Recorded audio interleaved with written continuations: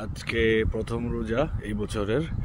তো প্রথম রোজার দিনে এখন বাজে দুপুর 3টা অলমোস্ট। আমি যেতেছি কাজে।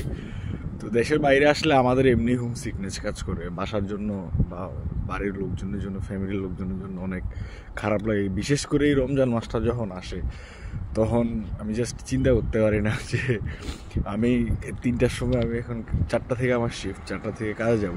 কাজ শেষ হইতে হইতে আমার হয়তো 10টা বাজবে, 9:30 10টার মধ্যে কাজ শেষ হবে। ইন দ্য মিন টাইম আমার ইফতারের সময় হবে। ইফতারের সময় সর্বোচ্চ গেলে আমি এক গ্লাস পানি, এটা জুস অথবা ফ্রেঞ্চ ফ্রাই বা মানে কিছু একটা খেয়ে শুধু নামমাত্র ইফতারটা করতে হবে, এছাড়া আর অন্য কোনো সুযোগ নেই। আর এখানে এই দেশে আসলে মুসলমান বা ওই মানে বাংলাদেশ টাইপ দেশ না, তো তো কাজের সময় এমন না যে এখানে ইফতারের জন্য টাইম আছে বা কোনো কিছুর জন্য, নামাজের জন্য আলাদা করে সময় দেওয়া হয়। শিফটের জায়গায় কাজের জায়গায় চলতেই থাকে।